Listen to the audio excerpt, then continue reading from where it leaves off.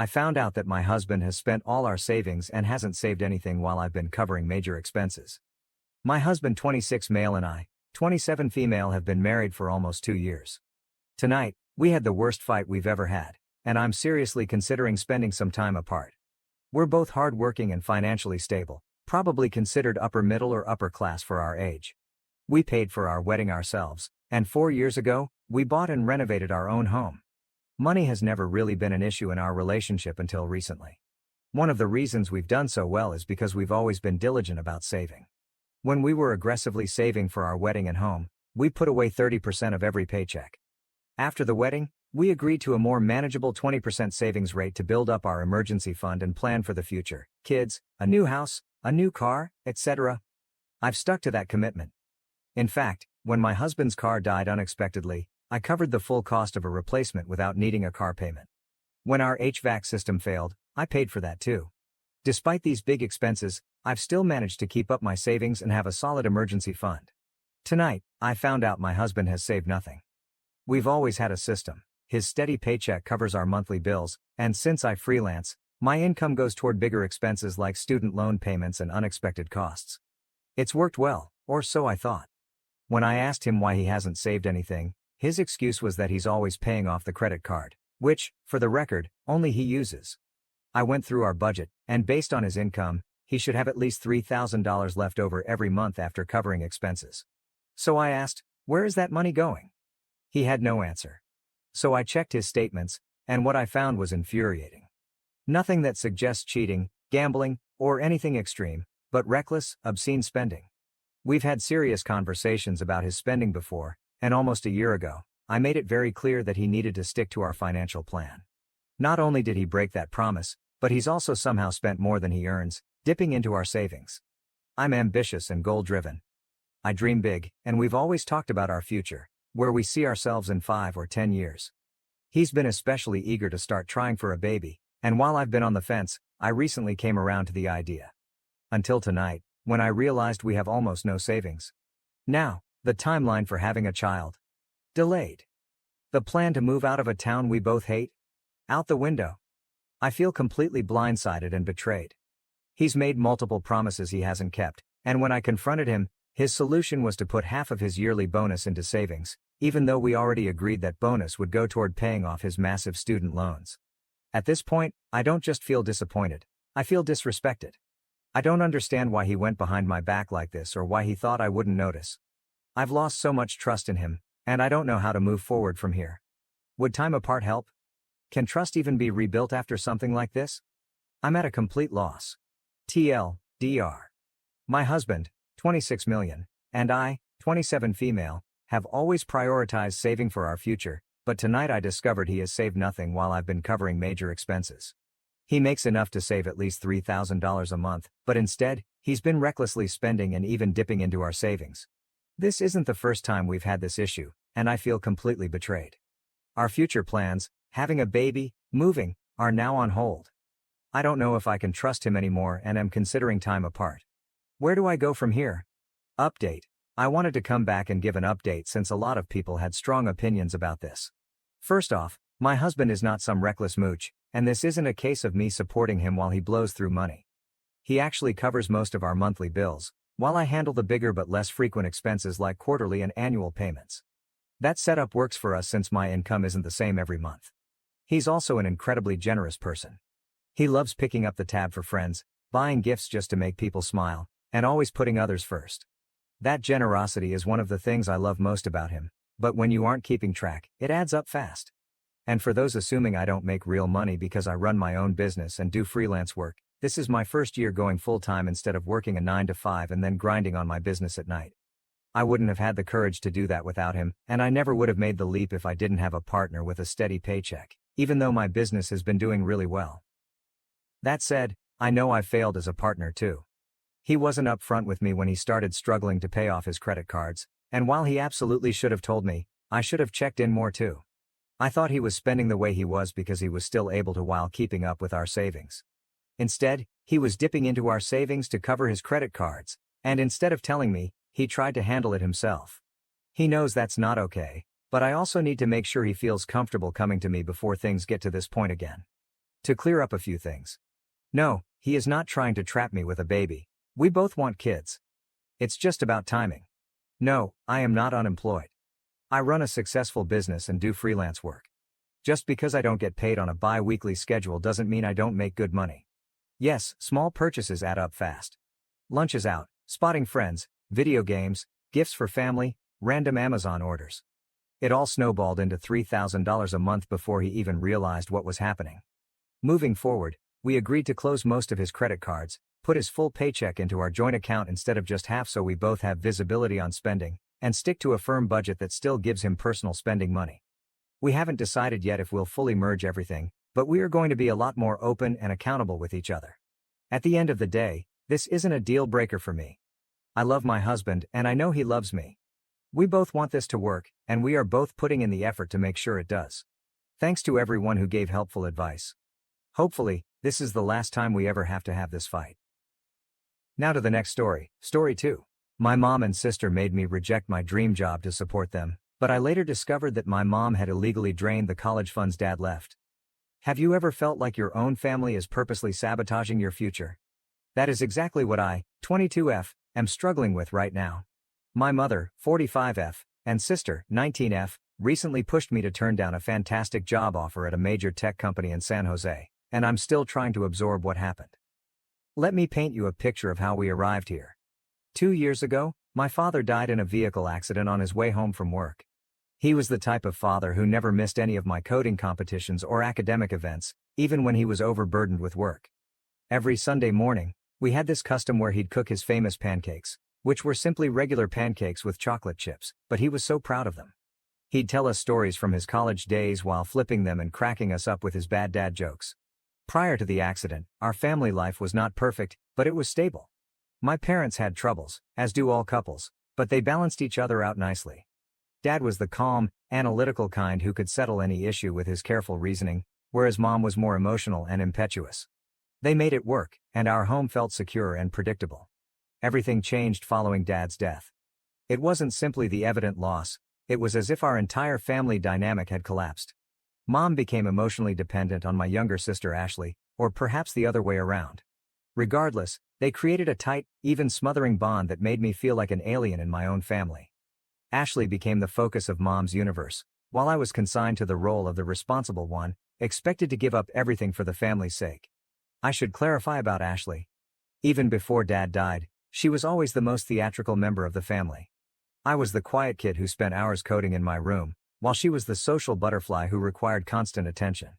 Dad used to balance Mom's tendency to accommodate Ashley's every desire, but now he was gone, there was no one to provide a reality check.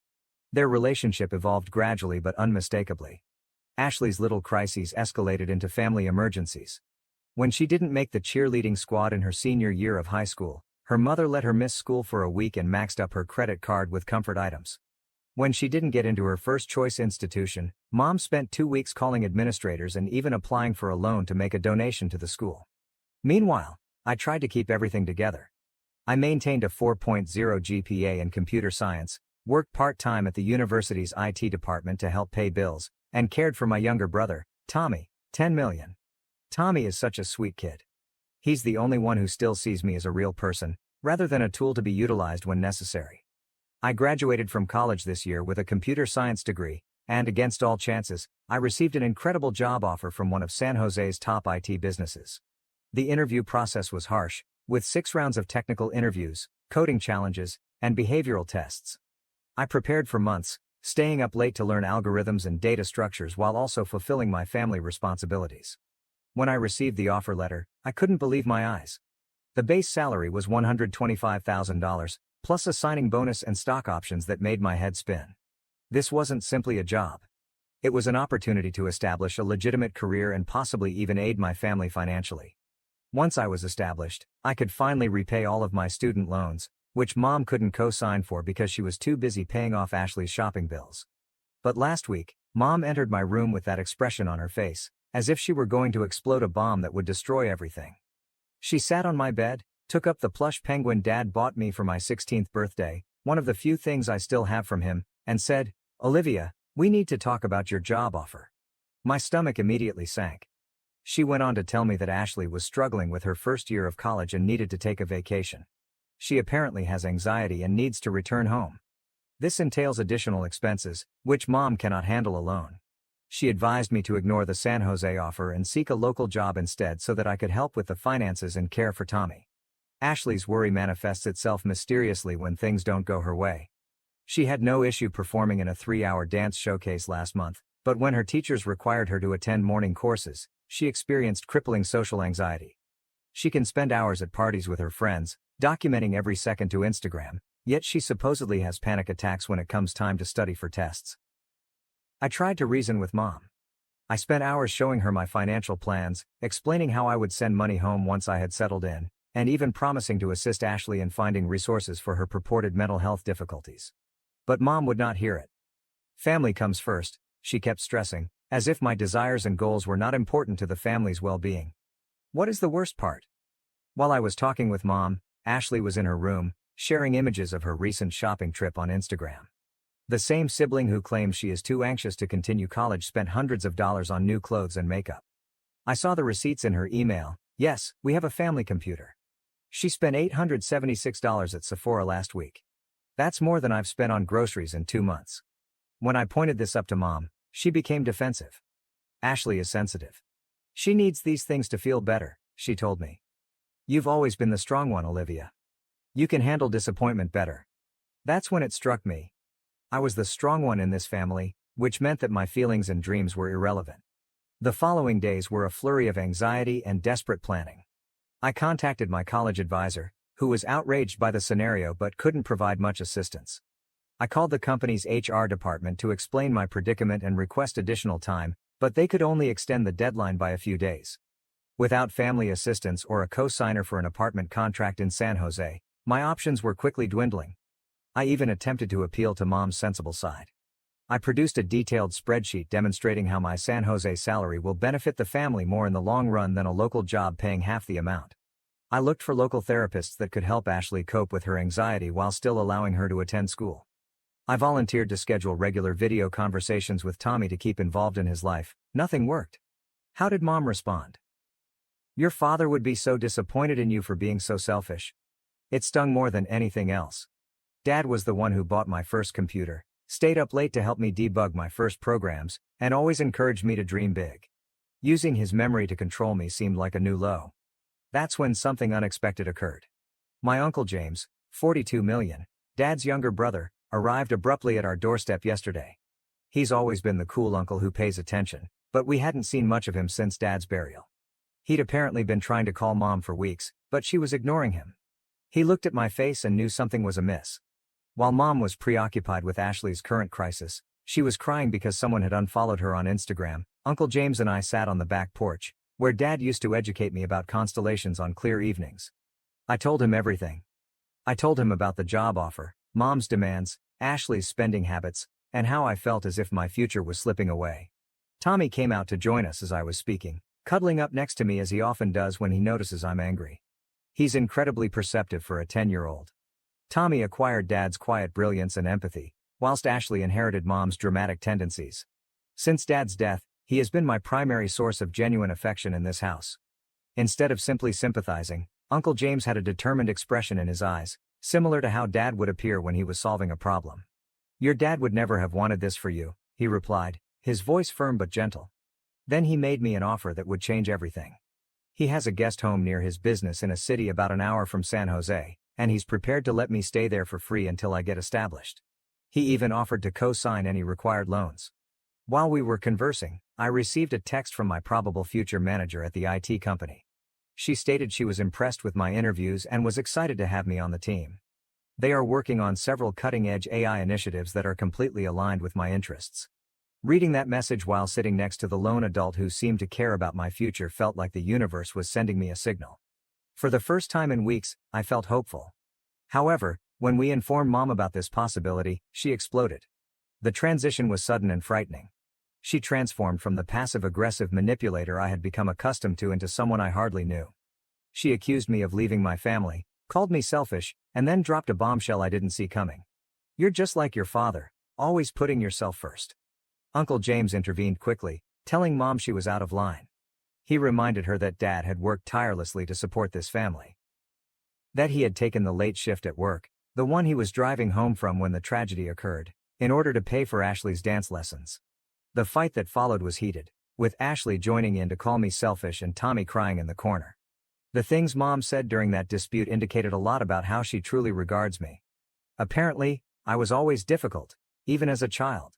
My concentrate on academics rather than socializing was unusual. Even my decision to study computer technology rather than something more suitable for a girl was indicative of my defiance. It seemed as if years of animosity had finally been released. I'm currently sitting in my room, surrounded by half-packed boxes. Uncle James demanded I begin packing just in case, and I'm now trying to figure out what to do next. On one side of my laptop screen, there is a job offer letter, and on the other, there are San Jose apartment ads. The deadline is tomorrow at 5 p.m. Pacific Standard Time. Uncle James is downstairs, ready to assist me if I decide to move out. But Mom's warning to cut me off completely if I leave still rings in my ears. Tommy left a note under my door a few minutes ago. In his shaky handwriting, he wrote, "I love you, Olivia. Dad would want you to be happy." I'm trying not to cry on the page while I type this. I realize this is long, but I needed to get it out.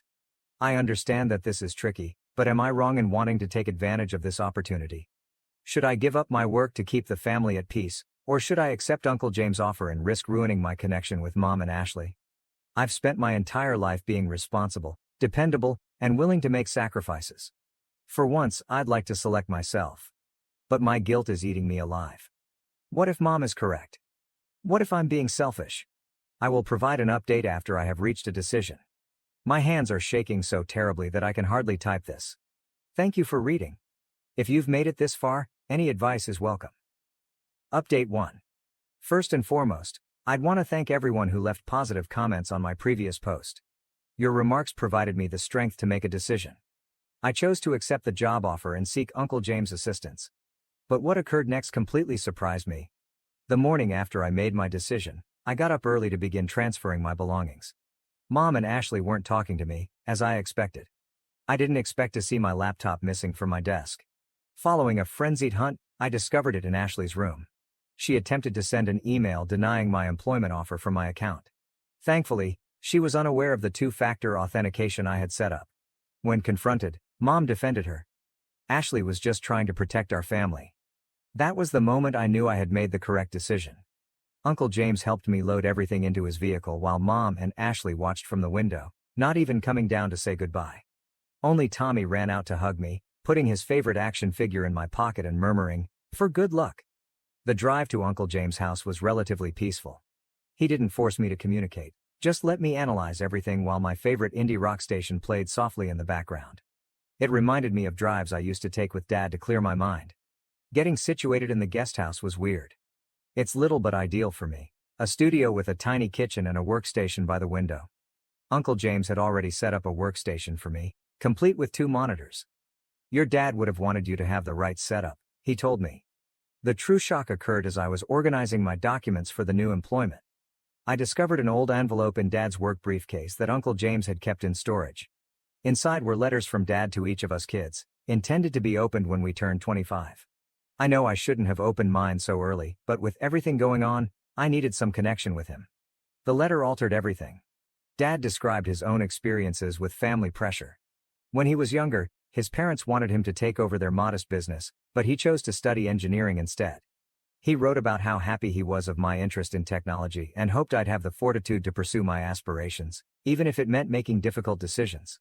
But there was something else in the envelope, bank statements indicating that Dad had established a separate savings account for my college tuition. I never known about this account.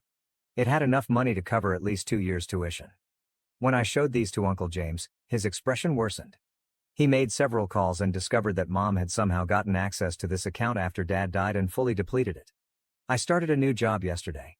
The staff is great, and the projects are even more exciting than I anticipated. My boss personally led me around and introduced me to everyone. During lunch, she mentioned that she had been pulling for me since my interview, especially when I solved a particularly difficult coding problem in an unusual manner. Mom has been phoning non-stop since I left, leaving voicemails alternating between guilt and rage. Ashley wrote a lengthy diatribe on social media about how I had abandoned the family. I've blocked them both for now. I need room to concentrate on my fresh beginning. Uncle James helped me open a separate bank account from Mom's, and I'm learning about financial independence from a coworker who also offers personal finance classes. I am also looking at therapy choices that are covered by my new health insurance. The toughest part is missing Tommy. We video chat every night before his bedtime while Mom attends her evening yoga session. He had been telling me about his science project, and his eyes brightened up when I offered to help him code a simple game for it. I keep rereading Dad's letter anytime I'm feeling guilty. One line in particular stands out. Sometimes the bravest thing you can do is choose your own path, even when others try to hold you back out of their own fear. There's more to look into with the education fund, and Uncle James is assisting me in gathering information. I'll provide another update once I have more information. For the time being, I'm focusing on learning my new work and creating my new life, one day at a time. Update number 2. It has been 3 weeks since my previous update. I regret for the delay, but what I discovered necessitated thorough investigation and legal consulting before I felt safe publishing. Remember the college fund that I mentioned discovering in Dad's papers? Uncle James and I have spent the past few weeks trying to figure out what happened to that money. What we discovered was far worse than we had feared. With the help of Dad's old bank colleague, we discovered that Mom had not only accessed one account, but had systematically depleted multiple accounts Dad had set up. There was a college fund for me, another for Tommy's future schooling, and a general emergency fund. All were emptied within months following Dad's death. Last week, Mom sent me a lengthy email. She sought to get ahead of the narrative, indicating that she was aware we were investigating. The email began with a half-hearted apology for possibly being too harsh, but gradually evolved into something else entirely. She left a message. "There's something you need to know about your father. When I was pregnant with you, he had an affair." The note went on to explain how she uncovered the affair, how Dad begged forgiveness, and how she graciously accepted him back. She said that this was why she was always aloof from me, because I reminded her of that difficult time. She concluded by offering that if I discontinued my research into the accounts, we could focus on repairing our relationship. Here's the thing, her story didn't add up. Uncle James and I dug through Dad's old records and discovered something unusual. While Mom alleged Dad was having an affair, he was actually working double shifts to pay off Mom's credit card debt. We discovered old credit card statements with enormous charges from that time period, all made by Mom. The major surprise occurred when we realized Dad's old email address was still operational. We discovered years of correspondence with his lawyer discussing his concerns about Mom's spending habits. He had been recording everything, safeguarding valuables, and opening separate accounts for his children's future. He was not having an affair. He was attempting to shield us from Mom's fiscal carelessness. The emails also revealed something heartbreaking. Dad had planned to leave Mom, not for another woman, but because he was concerned about her influence on the kids. The accident occurred only 2 weeks before he planned to file for divorce. I took all of this material to the lawyer that Uncle James recommended. She was appalled. Apparently, what Mom did with the accounts following Dad's death was not only immoral, but unlawful. She had fabricated documents to obtain access to accounts that she was not permitted to touch. The lawyer discovered something else concerning. Ashley's alleged college fees, which Mom had stated as the reason she required my assistance. The majority of that money went toward shopping sprees and luxury things. We discovered credit card bills indicating purchases at high-end retailers, spa treatments, and even a secret spring break trip to Cancun, all while Ashley was allegedly too anxious to attend lectures. I spent hours scrolling through Ashley's social media posts, chronicling every extravagant purchase, luxury vacation, and shopping spree. The time frame coincides exactly with the loss of monies from Dad's accounts. Mom wasn't just allowing Ashley's behavior, she was sponsoring it with money that was legally intended for all of us. The lawyer claims we have a good case of financial fraud. The data left by Dad, together with the paper trail of Mom's activities following his death, creates a clear picture of systematic theft and deception. Tommy's predicament is what concerns me the most right now. He's still living in that toxic environment, seeing Mom and Ashley spend money that should have gone for his future. Uncle James is exploring our options for obtaining custody. The lawyer believes we may have a case, particularly given the financial malfeasance. I have not responded to Mom's email yet. The lawyer advised against any direct communication at this time. But Mom and Ashley must have sensed something is amiss because they've launched a social media smear campaign against me, portraying me as an ungrateful daughter who abandoned her family for a high-paying tech career. The truth is that learning of Dad's impending divorce has been both painful and validating. Painful because Dad died before he could shield us from Mom's destructive actions. Validating, because it proves he witnessed what was going on. He was not immune to mom's manipulation and financial abuse. He was actively attempting to stop it. I'm preparing all of the documentation for legal action. Uncle James has been great throughout this process, spending countless hours assisting me in building our case. My employment is going well, and my team has been understanding of my need for occasional personal time to deal with things. The coming weeks will be critical as we move forward with legal processes. I'll post another update when I can, but for the time being, I need to focus on constructing our case and staying emotionally healthy through it all. My company's health insurance provides therapy, so I started seeing someone to help me digest things. At least I now know the truth. Dad was not the villain in Mom's story. He tried to be our hero to the end. Update 3. The previous 6 weeks have been a blur of legal proceedings, life changes, and final decisions. What began with discovering Dad's buried letter has resulted in a full overhaul of our lives. The court case moved quickly, thanks to the tremendous evidence we had. The judge was particularly concerned about Mom's methodical depletion of Tommy's education money.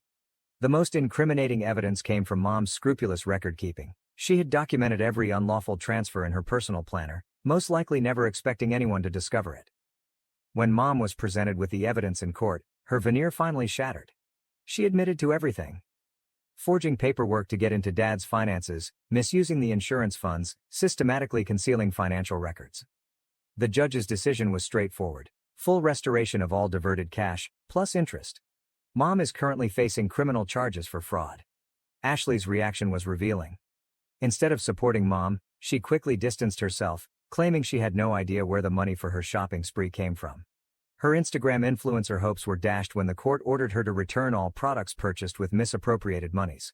The biggest success, however, was not a financial settlement, it was gaining custody of Tommy. When the judge recognized Mom's record of financial abuse and manipulation, as well as evidence of her continuous destructive conduct, she granted me interim custody, with Uncle James serving as co-guardian. Tommy moved in with me last week, and the difference is already evident.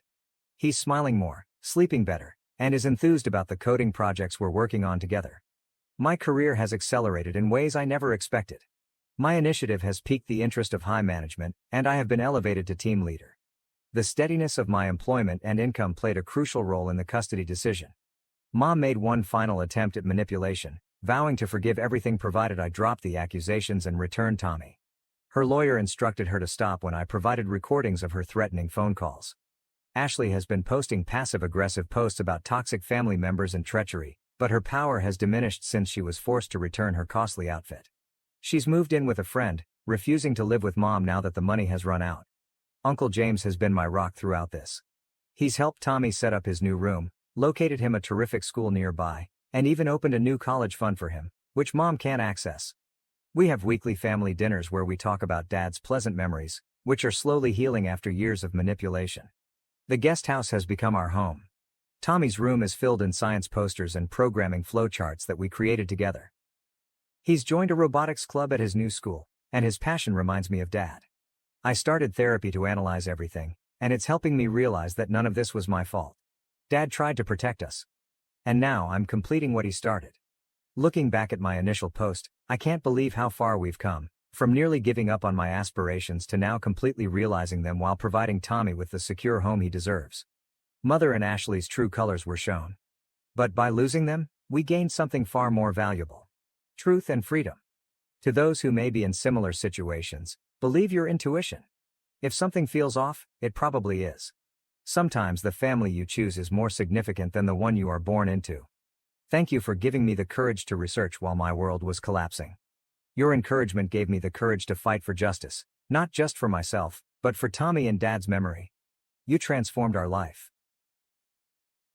Now to the next story, story 3.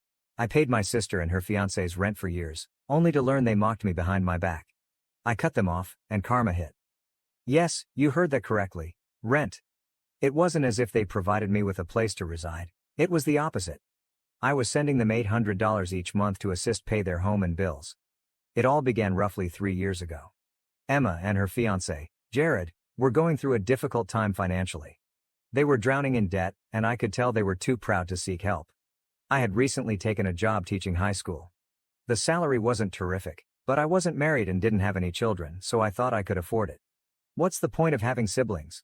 I offered to help them for a bit until they could get back on their feet. They were grateful, or so I thought. However, the interim arrangement dragged on. A month turned into 6. 6 months turned into 12. And then it hit me. 3 years of giving money every month, without fail. I restructured my entire life around it, no large purchases, no trips, simply living frugally to keep things going. Still, I did not complain. I knew I was doing the correct thing. Family comes first, always. Then followed the wedding announcement. They were finally getting married after all these years, and I thought, okay, this is a watershed moment. I secretly wished they'd tell me they didn't need my assistance anymore. Instead, Emma called me one day and asked if I could help with her wedding expenses. I'll never forget that call. I hesitated for a long time before telling her no. Emma, I already send you $800 a month. I can't do more than that, I told her. She became silent. I'm not sure what she wanted me to say, but I needed to draw the line someplace. Dad's birthday. The truth emerges. Fast forward 2 months to my father's birthday. We held a large family gathering at Grandma's place. It was the usual chaos, tons of food, kids running around, and folks debating whose barbecue sauce was superior. Emma and Jared appeared carefree. We were all in excellent spirits, enjoying beverages and discussing old family stories. Everything appeared normal. Toward the conclusion of the event, my grandmother approached and caressed my arm. "Brian, can we talk outside for a minute?" she said gently. I didn't think much about it. Grandma is known for her little heart-to-heart conversations. It can be life advice or simply a word of encouragement. I believed she was going to encourage me to settle down. She was always wondering when I was going to find a good girl and start a family. We strolled onto the porch, which was quieter. She looked around to ensure no one was listening in. Then she said something that struck me like a punch to the belly. "They made fun of you," she replied quietly. "Who?" I inquired, wondering.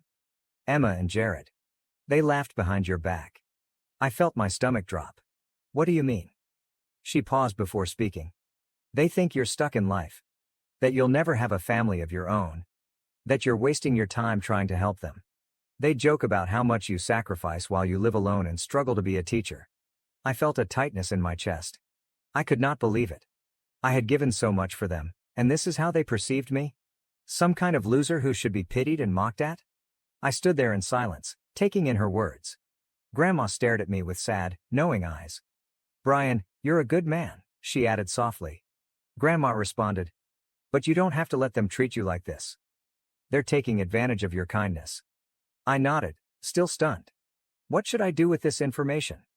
Confront them in front of everybody? Ruin the evening?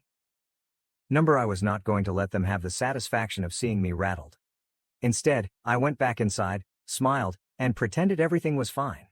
I even clinked glasses with Jared when we celebrated Dad's birthday. However, within, everything had altered. I realized I couldn't continue living like this. Did they think I was a joke?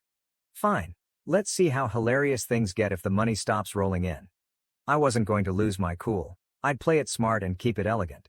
But they were soon to discover that I was no pushover. The fallout begins. The morning following Dad's birthday party, I awoke early, still thinking about what Grandma had said. Part of me wanted to call Emma immediately afterward and confront her, but I opted not to. I needed time to contemplate. Instead, I went about my usual business: coffee, lesson preparations, and grading papers. Business as usual. About a week later, Emma called me. "Hey, Brian. Just checking in," she remarked cheerfully, as if nothing were wrong. "Hey," I said, maintaining a neutral tone. She began droning on about wedding plans, flowers, guest lists, and an issue with the caterer. I let her speak for a while. Then she casually mentioned money. "Oh, and Jared was wondering if you could send this month's rent a little early. We have a few things coming up." I had to fight myself not to chuckle. "Yeah, about that. I'm actually going through some financial stuff myself," I commented. "I won't be able to send the money this month." There was a pause. "Wait, you mean just this month, right? You'll still help us after that?" "I don't know, Emma. I've been helping for 3 years. I might need to focus on my own situation for a while." She remained silent for a moment. Then I noticed her voice thicken. "Brian, are you serious? We're counting on this money." "Yeah, well, I was counting on my family not laughing behind my back." Another prolonged stillness. I didn't elaborate, and she never asked what I meant. Instead, she uttered a stiff, "Okay," and abruptly terminated the phone. That marked the beginning of the fallout. The family pressure. 2 weeks have gone by. I didn't hear from Emma again, but I knew something was up. Then, one night, my mom called me unexpectedly. "Brian, I just talked to Emma," she said, and I could see she wasn't happy. "She says you stopped helping her with her bills. What's going on?" I exhaled. "Mom, I've been sending them $800 a month for 3 years. It's not like I owe them anything." "Well, yeah, but they're family, and Emma said you've been acting distant." "Did she also mention that they've been making fun of me behind my back?" I asked her. That silenced her for a second. "What are you talking about?" I told her what Grandma said. For a time, there was only astonished stillness on the other end. Finally, she spoke again, this time in a gentler voice. "Brian, I had no idea. I'm so sorry. You've done more for them than anyone could have expected. If they're treating you like this, I understand why you're upset." It was a relief to hear her say that. But I knew things were going to get ugly. The confrontation. Sure enough, a few days later, Jared called me unexpectedly. "Hey, Brian," he said, his tone forced but courteous. "Emma's really upset. I think there's been some kind of misunderstanding." "Is that right?" I asked, maintaining my composure. "Yeah, man. I don't know where you're getting these ideas, but we've never said anything bad about you. You've been great to us." "Oh, so Grandma just made that up?" I inquired honestly. Jared stammered for a second. "Look, if she said something, it was probably twisted. You know how old people can exaggerate." I didn't believe it for a second. "You know what, Jared? Let's not pretend. I'm done with the money. You guys are on your own. I hope the wedding goes well." I hung up before he could argue. Grandmother's revelation. The real kicker arrived a few days later, when I received a call from Grandma herself. "Brian, honey, can you come over? I have something to show you," she said to him. Curious, I went to her residence. She walked me into her study and gave me an old family photo album. "I was going through some things and found these," she explained with a slight smile. I flipped through the pages and came across a collection of childhood images of me, Emma, and Jared. Then I noticed something unexpected. A letter slipped between the pages. It was from more than 20 years ago, before I was even born. "Grandma, what is this?" I questioned, pulling it out. "Read it," she replied softly. The letter came from my late grandfather, and it detailed a hidden trust fund he had established for his grandchildren, to be distributed equally, unless one is found to be abusing the family bond. "Emma and Jared don't know about this," Grandma continued quietly. "But I think you should." I sat there, startled. It wasn't simply about money anymore. This was about setting boundaries. And perhaps karma was about to catch up with them. The fallout escalates. Grandma showed me the letter, and I had a lot to think about. My late grandfather had established a trust fund for all of us, but she did not disclose how much money was in it.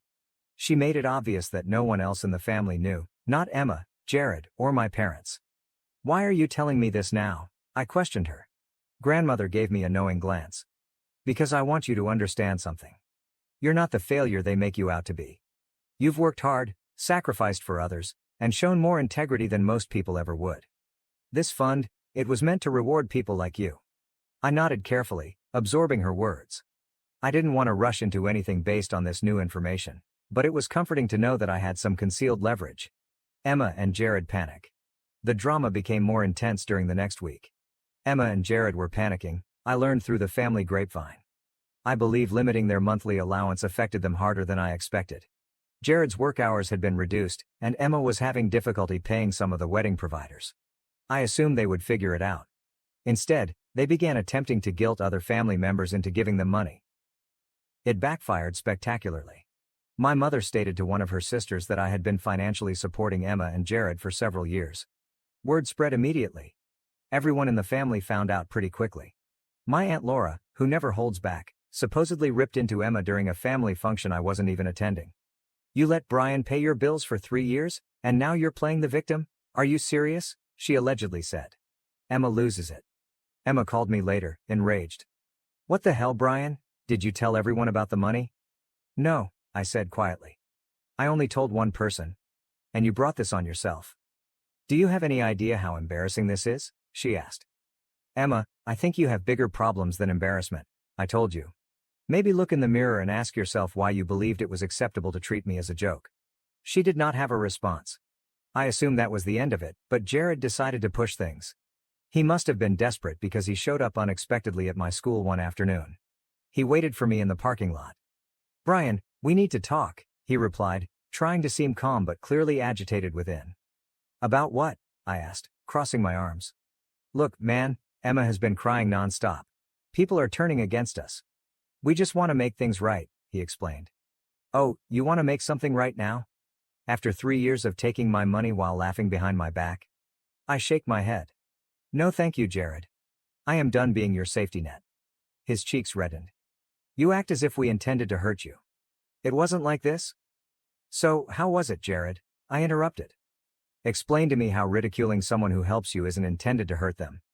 He did not have a positive response. Instead, he muttered something about how everything was a misunderstanding and walked out. Dad steps in. Later that night, I received a call from my father.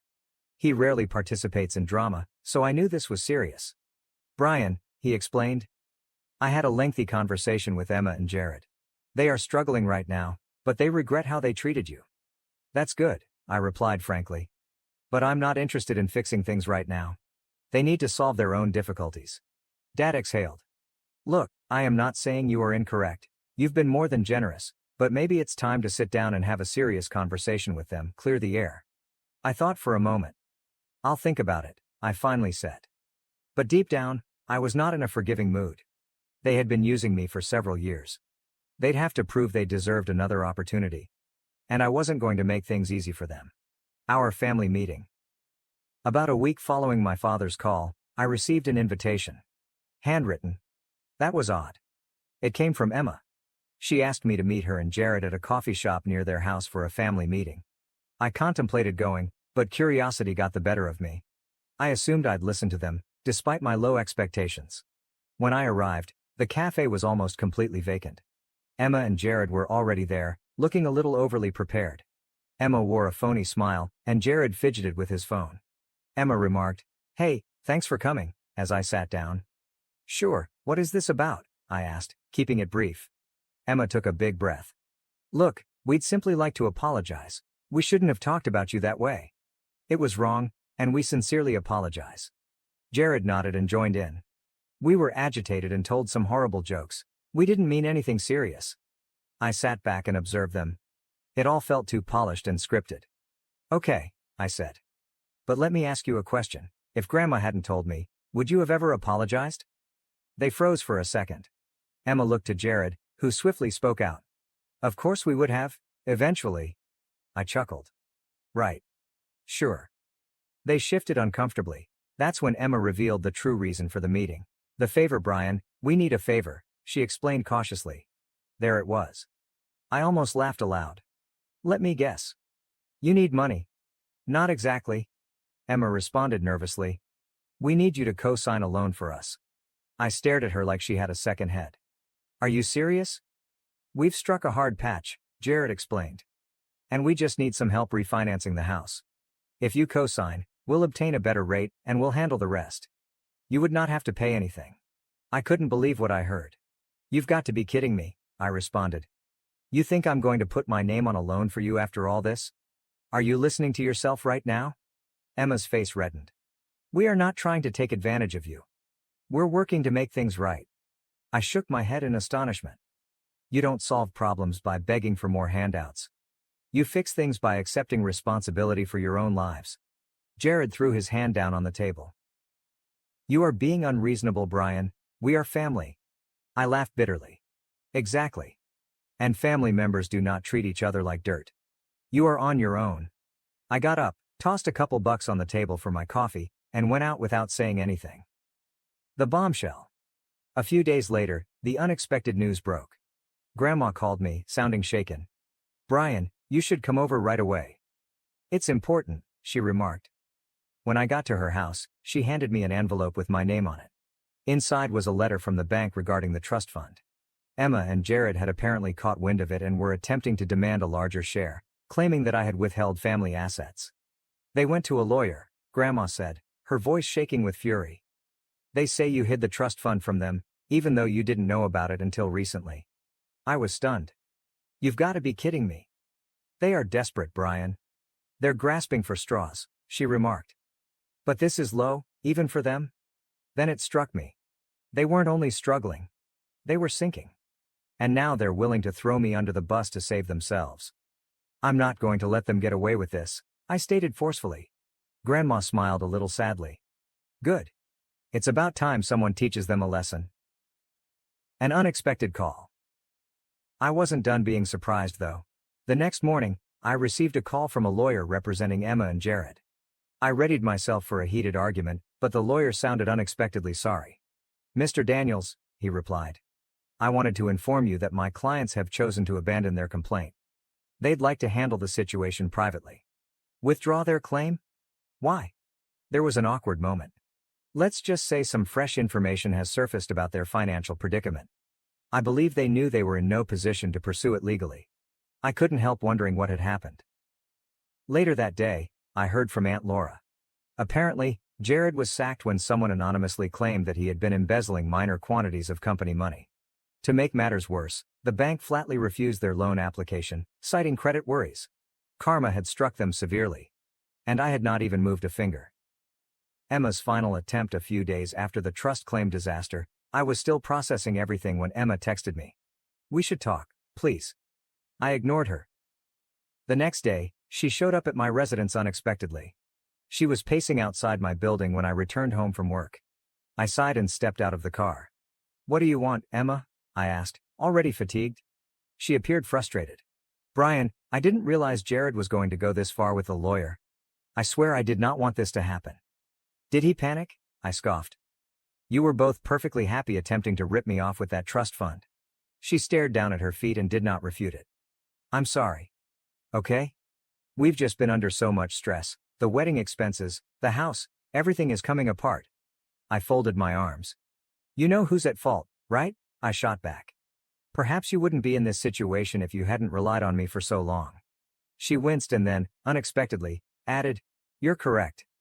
But I have no one else to turn to. I looked at her in bewilderment. You don't understand, do you? I am done. I gave you years of my life and thousands of dollars, and you just laughed behind my back. Now you came here expecting me to save you again? Brian, you're my brother, she whispered quietly. We're supposed to look out for each other. Yeah? Where was that support when you and Jared made fun of me? When did you attempt to take it from me? She did not have a response. I shook my head. Emma, I'm finished. This will be our last conversation regarding money, trust funds, or anything else. I don't want anything more to do with you or Jared. Her eyes widened. You can't simply cut me off like that. We are family. Watch me. With that, I walked inside, leaving her standing there. It hurt more than I wanted to admit, but it was enough. Grandma takes a stand. The next day, Grandma called. She had heard everything, and nothing in our family keeps a secret for long. Brian, I want you to know something, she stated. I've decided I'm not going to talk to Emma or Jared anymore, at least not for a long time. I was startled. Grandma, you don't have to do that for me. I do, she stated firmly. You've been nothing but wonderful to them, yet they attempted to betray you. If they don't respect you, they won't respect me. They crossed the line, and I am not going to pretend differently. Hearing that from her meant more than I could express. Aunt Laura's news. A few weeks later, I received another surprise. I ran into Aunt Laura at the grocery store, and she took me aside. Hello, I heard about everything that happened. I just wanted to tell you how proud I am of you, she said. Proud of me? I asked, perplexed. Yes, you have finally stood up for yourself. Emma had a knack of manipulating people, but you didn't let her take advantage of you. I laughed. It wasn't easy, but I couldn't live like that anymore. You did the right thing. By the way, you might want to check in with Grandma. She's making some modifications to the trust fund. That grabbed my attention. Changes? Laura laughed. Let's just say Emma and Jared might not be included in the future plans. Grandmother's final decision. When I saw Grandma a few days later, she verified it. I talked to the lawyer, she added, and I've determined that if Emma and Jared can't demonstrate responsibility and respect, they won't earn their share of the trust. I'm giving them the opportunity to change, but if they don't, the trust will be divided between you and your cousins instead. I was speechless for a moment. You don't need to do that, Grandma. I do not want any of the money. I know, she responded, smiling. That's why you deserve it. Cut ties for good. Following that, I cut off all communication with Emma and Jared. No texts, no calls. I banned their numbers and quit dealing with family drama. Things gradually became easier, and I had no idea how heavy my weight was until it was lifted. The actual kicker? Jared had moved out of the house after losing his job, and their relationship was on the rocks, so Emma had to return to live with her mother. I wasn't happy about it, but I couldn't ignore the irony. Now, on to the next story, story 4. I was left at the altar when my fiancée ran off with my brother. 2 years later, she asked for my help, claiming she now saw the toxicity of my family. 2 years ago, I stood at the altar, ashamed and heartbroken. My fiancée ditched me an hour before the wedding and took off with my brother. I never saw it coming, or perhaps I overlooked the warning signs because I adored her. We had been together for 5 years, and I assumed we were happy. However, looking back, it is evident that I was unaware of many things. My family never treated me as a priority. My parents always favored my brother. He was the golden child, attractive, wealthy, and the type of guy everyone gravitated toward.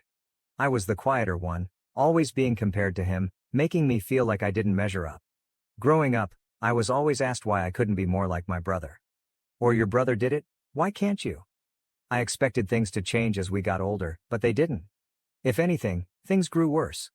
My fiancée had everything I wanted in a partner: intelligent, attractive, and determined. However, she had a selfish side. It wasn't clear at first. It manifested itself in little ways, such as insisting on always getting her way or never apologizing when she wounded my feelings. I dismissed it because I loved her and believed we were creating a life together. I never expected her to betray me the way she did. The wedding was meant to be the best day of my life. Everything was ready: the venue, the food, and the guests. I awoke nervous yet delighted, knowing that I would soon begin a new chapter with the lady I loved. Then, 1 hour before the ceremony, she called me. Her voice was calm, almost frigid, when she told me she couldn't do it. She stopped loving me. Then she revealed the true bombshell. She had been dating someone else. That person was my brother. She didn't even appear guilty about it. She stated she didn't want to hurt me, but she felt compelled to follow her heart. I didn't even have time to digest what she said before hanging up. My parents, who had already arrived at the event, knew. My brother had told them earlier in the morning. Instead of supporting me, they tried to keep things calm to avoid humiliating themselves. When I addressed them, they defended her. They said things like, "Maybe it's for the best, and you don't want to marry someone who doesn't love you." My mother even had the arrogance to advise that I be happy for them. My father was no better. He simply stood there and ordered me to keep it together. It wasn't until later that I discovered my parents' involvement in all of this. My brother had always been interested in her, and they seemed to think she was too good for me. They decided she would be a better fit for him. They had been urging her to select him for months, even offering her financial support if she left me for him. I had no clue my family could be that deceptive. I walked out of the venue that day without looking back. I left everything behind, including my family, friends, and hometown. I couldn't stand being near any of them. I went to another state and started again. I got a job, a little apartment, and spent the next 2 years repairing my life. At first, it was difficult. I knew no one, and the loneliness was overwhelming. But as time passed, I discovered serenity. I met new people, began treatment, and concentrated on myself for the first time in my life. I did not inform anyone where I was or how to reach me. I didn't want anything to do with those who had deceived me. Then, 2 years later, my ex-fiancée arrived at my home. I had just returned home from work, and when I opened the door, I could scarcely recognize her. She appeared fatigued and worn out, as if she hadn't slept or eaten properly in days. Her once confident and polished manner was gone. She shook and her eyes were red from sobbing. She told me that living with my brother had become a nightmare. He was manipulative, emotionally abusive, and disloyal. Behind closed doors, the beloved golden child turned out to be a monster. They had married shortly after our wedding catastrophe and had a child together, but their relationship had crumbled. My parents, who had previously been so willing to assist her, turned against her when she failed to achieve their expectations. She stated that she felt caged, alone, and terrified. She intended to divorce my brother but was scared of what he may do. He possessed money, contacts, and a vicious streak. She was afraid he would wreck her finances and take their child away. She approached me because she believed I could assist. She asked me to testify in court about how toxic and manipulative my family was. She believed my testimony would boost her case and help her keep custody of her child. I stood there, listening to her, angry. She had made her decisions. She knew exactly what kind of person my brother was, Yet she picked him over me. She allowed my family to manipulate her and went away without looking back. And now, after everything she has put me through, she expects me to come to her rescue. I told her no.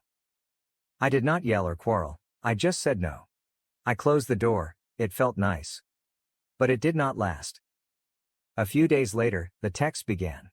She managed to spread the news about her arrival. Old friends and even mutual acquaintances began reaching out to me.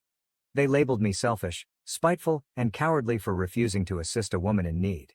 Her former maid of honor, the same girl who was meant to support her at our wedding, sent me a lengthy note about how I was not man enough to step up. She claimed I was confirming my family's point. That I was weak and did not deserve my ex in the first place. I couldn't believe their arrogance. These people had departed from my life following the wedding. None of them had spoken up for me back then, but now they believed they had the right to lecture me. I disregarded the majority of it, but it still stung. They had no idea what I had gone through. They didn't care. They simply wanted me to fix a situation that was not mine to fix. Now I'm wondering if I did the proper thing. I owe my ex-fiancée nothing. She created her bed, and now she must lie in it. But there's a youngster involved. An innocent child who didn't pick this situation. Part of me wonders if my refusal to assist will harm him in the long run. At the same time, aiding her would mean reintroducing my family and her drama into my life. And I am not sure I am willing to do it. Reddit, what would you have done in my position? Did I make the right decision, or am I also selfish? Update 1. I honestly didn't anticipate my post to get so viral. To be honest, when I originally started penning things out, I had no idea if anyone would care. But now I'm reading through hundreds of comments, some helpful, some difficult to read, and it's been a lot to comprehend. Thank you to everyone who has offered advice or simply expressed their thoughts. Whether you agree with me or not, I appreciate your support and diverse viewpoints.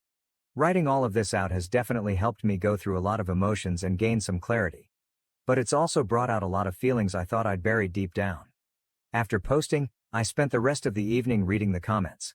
Some individuals brought up points I hadn't considered, such as the possibility that getting engaged in my ex-fiancée's legal difficulties may exacerbate the situation.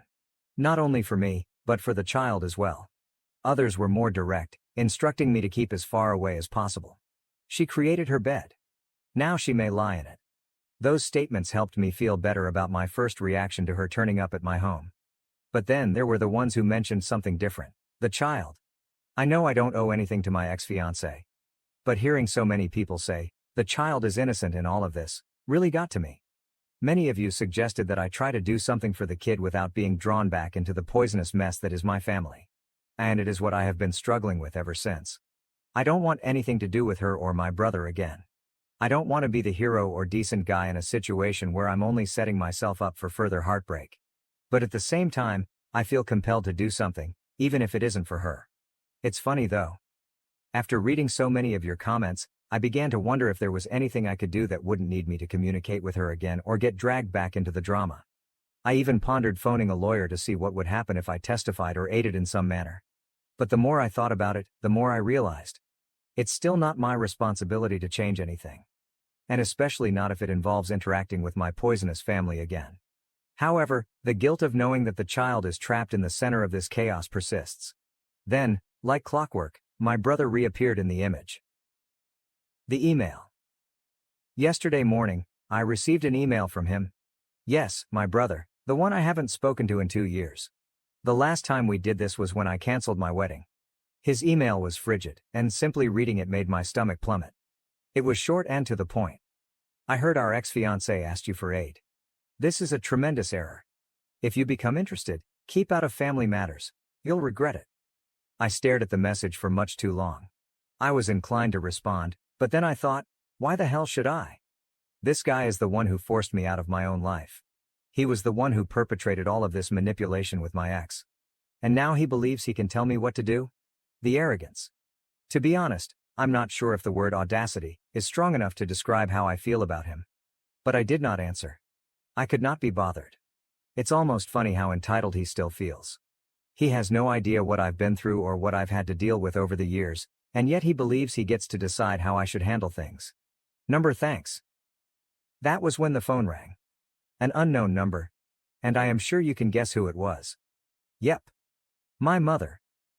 After 2 years of silence, she finally decided to phone me, The moment I picked up the phone and heard her voice, I was reminded of all the reasons I'd cut ties with her and my father. I didn't even get a "how have you been?" or "I miss you" before she got right into it. She began discussing the divorce, my brother, and how I needed to be the bigger person and maintain peace for the benefit of the family. That's when I snapped. I don't recall what I said, but I know I told her I didn't want to hear it anymore. She went on, however, about how difficult things were for my brother and how I was punishing the child by not intervening. I told her I didn't care and wasn't going to fix their mess anymore. I hung up after that. That conversation made me numb. For some reason, it reminded me of everything my parents had done to me, how they always favored my brother, how they tolerated his worst conduct, and how they always expected me to be the quiet one who simply accepted everything they threw at me. It has never been about me. Not once. I've always been the backup son, expected to deal with whatever trash came my way. Hearing my mother defend my brother again was like getting slapped in the face. It made me realize that nothing had changed, not with my parents or with him. And to be honest, it is why I am not returning. As tempting as it is to take the moral high ground, I know I'd only be perpetuating the toxic cycle. So, I'm finished. I've made peace with going away, but this situation has resurfaced many old scars that I thought were healed. As much as I want to block everything out and pretend it's not happening, I can't ignore the reality that the child is caught in the center of it all. I keep thinking about how helpless he must feel as he watches everything unfold. I know he is innocent, but what if he is being emotionally manipulated, as my ex was? It kills me just thinking about it. Still, I keep telling myself that this is not my struggle. I've already been through enough, and I'm not about to be drawn back into their drama. I've been sitting with these emotions for a few days, trying to figure out what to do. Part of me wants to just move on, leave them to their mess, and walk away forever. But there's another part of me that wonders if I can aid the child without getting sucked back into the fray. I'm not sure what the correct move is yet. But I do know one thing: I cannot allow myself to return to the person I was before. The one who was always trying to make everything better for everyone else while ignoring my own needs. I worked way too hard to get here to be dragged back in. But the remorse over the child? Yes, it is still there. And it isn't going away anytime soon. How would you handle my situation? Would you help, or would you just walk away? I'm having trouble finding the right balance. Update 2. I figured things would calm down following my last update, but I was mistaken. Instead, things have become even worse, and I'm honestly wondering how I put up with these individuals for so long. I feel like the universe is putting my determination to the test. Every time I believe I've erected a tall enough wall to keep them out, someone finds a way to sneak over it or slip through a crack. Since my mother's call, I've been completely inundated. It began with a few texts from my extended family, including aunts, uncles, and cousins. And now it appears that they have all established a single front. They're coming at me from all sides, accusing me of damaging the family by not supporting my brother, or, worse, by remaining out of his family problems, despite the fact that I am doing just that. It's as if they believe I'm bound to get engaged simply because we share blood. Some of them have even accused me of holding a grudge and not being a man about it. I've been working hard over the last 2 years to restore my life and move on from the toxic disaster they created. They now believe I should abandon everything in order to return to the drama. It is exhausting. They don't understand that leaving away was not a choice made out of spite, but out of necessity. I couldn't keep living in that familial dynamic. It was suffocating. But they do not want to hear that. To them, family means unwavering commitment, even if it means sacrificing your happiness and well-being. On top of all the familial drama, I've begun receiving emails from my ex-fiancée. She's been sending them every few days now. I initially ignored them but ultimately caved in and opened one. I almost wished I hadn't, because they were all identical. She begs me to reconsider, emphasizing how much I can help her and her child. Each email is more urgent than the last, and she has even started sending photos of the child. I understand she's in a bad predicament, but the entire situation feels exploitative. She knows I'm not heartless, and I believe she's attempting to use that against me. She seems to know that if she tugs on my heartstrings, I will give in. The thing is, I am not stupid. I see what she is doing. But I can't deny it makes me feel guilty. I did not ask for those photos, and I did not want them. But she knows I'll look at them, and the child's face in those photos, with his little eyes looking up at me, guilt trips me more than anything else. I can't shake the feeling that I'm letting him down, although knowing that not becoming engaged is the correct thing to do. And just when I thought things couldn't get worse, one of my old acquaintances contacted me unexpectedly. He's someone I haven't communicated with in years, But he obviously heard about the scenario through the grapevine. He called me late one evening, and when his name appeared on the screen, I almost didn't respond. I wasn't in the mood for another, "you should do the right thing" conversation, but I answered anyway. He didn't even waste time exchanging pleasantries. He stepped straight in, telling me to be the larger person and aid my ex-fiancée, even if it was simply to safeguard the child. He went on to say that I couldn't just let a child suffer because of my brother's actions. I'm not sure if he didn't comprehend the whole picture or if he just didn't care, but it was evident to me that he expected me to help simply because it was the moral thing to do. He depicted me as a monster for not immediately going to her rescue. I told him I couldn't help and that the matter was between her, my brother, and my family, not me. But he didn't hear it. He accused me of being stubborn, carrying grudges, and neglecting this child's needs. He made it sound as if I was abandoning someone who was obviously in need. But here's the thing, she's not the only person in need. I've spent so many years in this toxic environment, dealing with everyone else's problems but never my own. I am done with that. I quickly stopped the call, but it only made me feel more conflicted. I wanted to defend myself and explain why I wasn't going to get involved, but I didn't. I understand it is not my obligation to clean up this mess. I understand she and her family made their decisions, and they now have to live with them. But the guilt is still there. No matter how hard I try, it's been difficult to focus on anything else lately. I find myself questioning everything. I went out with some friends the other day to distract myself from the situation, but I couldn't stop thinking about it. One of them even joked that I was being a good Samaritan by not getting involved, which made me laugh. But it wasn't amusing. It only made me feel even more alienated. My buddies don't truly comprehend what I'm going through. The few friends I have left from my old life are either too afraid to speak up or simply believe I am doing the right thing. However, it does not feel right. Especially when a child is involved. I've also been thinking about how my ex-fiancée's situation could worsen if my brother and parents continue to press for full custody. I'm honestly not sure what could happen. My family has always been adept at manipulating the system, and I've witnessed them do so previously. I'm concerned that the youngster will be placed in a circumstance that is as horrible, if not worse, than what he is now suffering with. Despite these sentiments, I can't bring myself to get personally involved. So, I am still stuck. Part of me continues thinking that remaining out of it is the proper decision. But another part of me is questioning if I'm making the wrong decision. Will I live in regret if I don't help? And if I do help, would it only lead me back into their toxic world? This is a no-win situation. What would you do in my shoes? Would you aid the child, even if it meant reconnecting with your poisonous family again? Or would you keep your distance and let them sort things out for themselves? Update 3. After reading more of your comments and reflecting on the situation, I realized I couldn't sit back and do nothing, for the sake of the child. While I owe nothing to my ex-fiancé or my family, I understood that the child did not choose to be born into this situation. He is innocent. And if I have the means to help him escape the toxic environment that my brother and family have created, I should try. But I also realized that if I was going to do something, I needed to keep my peace in the process. I will not let them take me back into their world. I've worked too hard to rebuild my life and set boundaries, and I'm not going to give it all up for something out of my control. So I spent a lot of time thinking about it. Eventually, I came up with what I thought was the best compromise. I submitted an anonymous report to Child Protective Services, CPS. At first, I was unsure whether this was the proper decision. But as I thought about it more, it seemed evident that this was the only way I could possibly help without getting dragged back into the pandemonium. One evening, I sat down with all of the information I had. What my ex-fiancé had told me about my brother's behavior, how my parents treated her, and how toxic and manipulative the family dynamic had always been. I added all pertinent detail I could think of.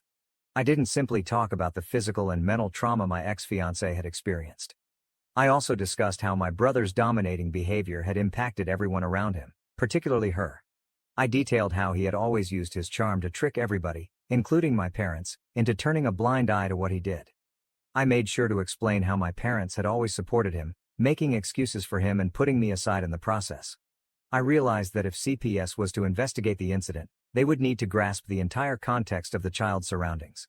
My brother's behavior was not the only issue. My family had always opted to enable his acts rather than hold him accountable. I also attached screenshots of some of the emails my ex-fiancée sent me. She had expressed her fear for herself and the child, her sense of being imprisoned in the marriage, and her lack of a support system. I knew I didn't have first-hand evidence of abuse against the child, But I hoped CPS would find enough in what I presented to launch an investigation.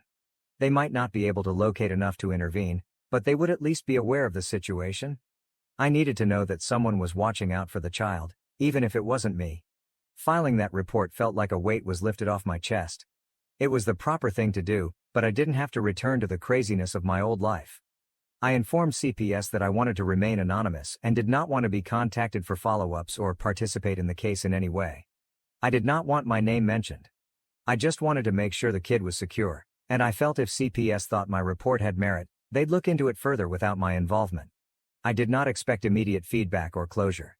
CPS was unlikely to provide me with updates, and if they did, it would most likely be after they had done an inquiry. I was at ease knowing that I had done everything I could. I didn't have to reopen old wounds from my family's dysfunction, nor did I have to get caught up in their drama. At the end of the day, the report was the most effective thing I could do without jeopardizing my mental health or the life I'd worked so hard to rebuild. In the days that followed, I attempted to concentrate on moving forward, which is easier said than done.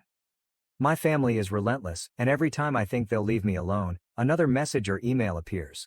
This time, it wasn't simply my mother and a distant cousin. This time, my brother reached out. And honestly, I didn't know how to answer. He sent me a short email accusing me of betraying the family and acting vindictively. He told me I was making a major mistake and would regret it. But there was something else about the tone of the message that made me pause for a moment. It wasn't simply anger. He was concerned. I did not even bother responding. The more I thought about it, the more I realized that everything he said was pure manipulation. It was not about him. It was about control. And I wasn't about to fall for it again. I've done this song and dance previously. It is always the same. They try to make me feel awful about setting boundaries and doing the right thing. But, in the end, they're the ones who caused this mess. I don't owe them an explanation anymore, for anything.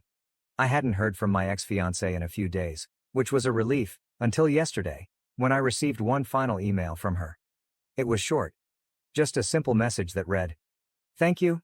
And I'm sorry for what I put you through." There are no details. No explanations. Only those words. It left me with mixed emotions. On the one hand, I'm relieved she acknowledged the pain she caused. But on the other hand, it made me realize how much she is going through. Perhaps something has changed in her situation, or she is finally recognizing the truth of her predicament. Regardless, it's evident that she's still battling.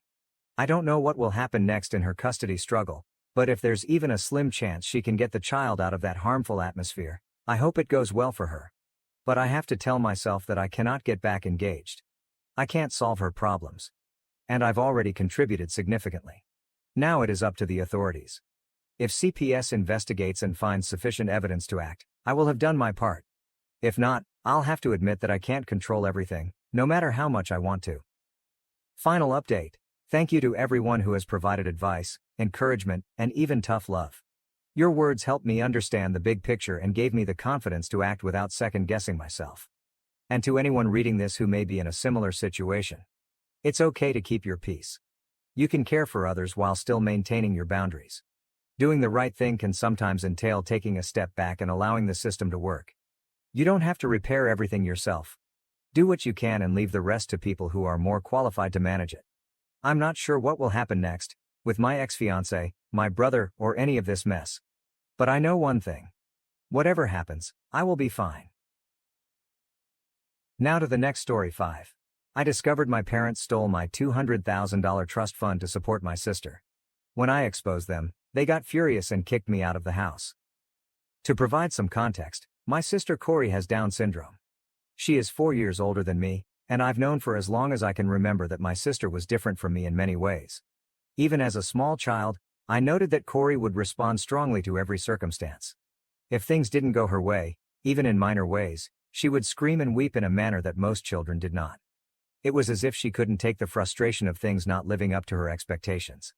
Growing up, Corey had no pals. She had difficulty picking up on social cues and frequently came across as abrupt or even rude. While she wasn't trying to be impolite, her directness could be off-putting to other children who didn't comprehend her situation. As a result, many youngsters preferred to maintain their distance, leaving her feeling alienated. As a result, my parents made it a point to include me in her social life, frequently reminding me that I needed to bring her along when I went out with my friends. I realized they wanted her to feel included and have someone to interact with, So I didn't mind having my elder sister along. I felt it would be wonderful for her to have some company, and perhaps even make a few friends through my own social circles. However, spending time with Corey in the company of my friends was not easy. Her social skills were weak, and she struggled to integrate into groups. She often acted out in unexpected ways. She would occasionally push or even strike other children, especially if they had something she wanted. As a result, over time, my pals were less interested in hanging out with me if Corey was also around. They didn't want to deal with her unpredictable behavior, and I understood why. They were merely kids who wanted to play without interruptions or outbursts of hostility. Corey's impatience and inclination to lash out made things difficult for everyone, and I couldn't blame my friends for backing away from those circumstances. I understood that, as her sister, I had a responsibility to support and be there for Corey, especially given her struggles. But, to be honest, I needed space to mature, find my own friends, and live my life independently. However, my parents never let me be myself. Whenever I wanted to go something alone or spend time with my friends without Corey, they made me feel awful for even considering leaving her behind. They'd say things like, "Sisters should stick together," or "You need to think about Corey, she's your sister." It was as if they expected me to always choose her over my friends or anybody else, no matter what I wanted or needed for myself. What made things worse was that they never seemed to put these same efforts into assisting Corey comprehend how to change her conduct or develop her social skills. They never sat her down to explain why sharing or being compassionate with others could help her connect with others more effectively. Instead, they seemed to accept that I would fill in all of the gaps in her social life. So, throughout the years, I became Corey's lone buddy by default. Don't get me wrong, I adore Corey. She is family, and I recognize that none of this is her fault. I understand she confronts her own set of obstacles every day, and I can't imagine what it's like to be in her shoes. But, at the same time, do you know how it feels to be the invisible child in a family? My parents' entire world revolved around Corey, with every choice, idea, and money intended to make her life easier and more comfortable. Corey requires ongoing attention and specialized care. My parents have spent a lot of money on her numerous therapies over the years, including physiotherapy to help with her physical coordination, speech therapy to improve her communication, and occupational therapy to help her develop motor skills and independence. She also gets regular checkups, medical tests, and evaluations to track her progress and keep her health in control. The care she requires is considerable and time-consuming. While I fully grasp its significance, it frequently felt as if there was little place for me. One of Corey's specific issues is her lack of impulse control, which makes understanding boundaries difficult. For example, she is obsessed with the color pink and enjoys anything pink. She is instantly drawn to anything in that color. She feels impelled to seize it, hold it, and not let go. It doesn't matter whether it's a pink pocketbook, a teddy bear, a piece of clothes, or someone else's prized possessions. Once it's in her hands, she clings to it, and if anyone attempts to take it away, she bursts into tears, sometimes having a full-fledged breakdown. This tendency has resulted in numerous unpleasant situations, particularly while we are out in public. My parents frequently have to bargain with individuals or buy these pink trinkets from complete strangers simply to get Corey to calm down. I've seen them pay for a variety of strange pink items, some of which are worthless to us but mean everything to Corey at the time. I understand why they do it, and I understand that it's more than a wish for her. It's practically a need over which she has no control. However, watching my parents devote so much time, money, and mental energy to soothing her urges and satisfying her demands has left me feeling forgotten. Furthermore, my parents' approach to parenting Corey has had serious ramifications over the years. Their method of keeping her satisfied has devolved into what I can only describe as a shopping addiction. For Corey, it began simply enough. Every weekend, my parents would purchase her something pink. A toy, a piece of jewelry, or another trinket, to keep her happy and as a bargaining chip for her cooperation throughout the week. My parents would tell Corey that she had to be a good girl, if she wanted them to give her whatever she wanted, and she would instantly agree. What began as a temporary arrangement quickly evolved into a cherished family ritual. These purchases are not inexpensive either. Many of the goods Corey desires are one of a kind or custom-made, which frequently requires a significant investment. For a long time, I didn't think about the cost of all this pink stuff. I thought my parents could afford it. I never questioned how they could afford to continue this habit week after week, year after year. But soon, I discovered something I could not have anticipated. My parents had not been managing their expenses through regular budgeting or savings. They have been committing fraud to cover the rising prices. You see, when I was born, my grandparents established a trust fund for both me and Corey, with equal sums given to us. Corey, who has Down syndrome, was supposed to use the money for her therapies or whatever else she needed, but I was supposed to use mine for college or a down payment on a home. Only my parents had access to these funds, but my grandparents trusted them to handle them carefully. They also made certain that Corey and I were aware of these trust funds from a young age, allowing us to rely on them for financial support. It was a thoughtful present from my grandparents, and I always felt secure knowing that the trust fund would be available when the time came. When Corey reached 18, she received a portion of the trust monies. Since she still lives with and relies on my parents, they have been in charge of managing her money. They've utilized her trust fund over the years to assist pay for her treatments and therapies, which have become more demanding as she's gotten older. The money has helped with everything, from her medical treatment to providing the materials she requires for daily life. I recognized that the money was intended to meet her needs, and I never questioned how it was being spent.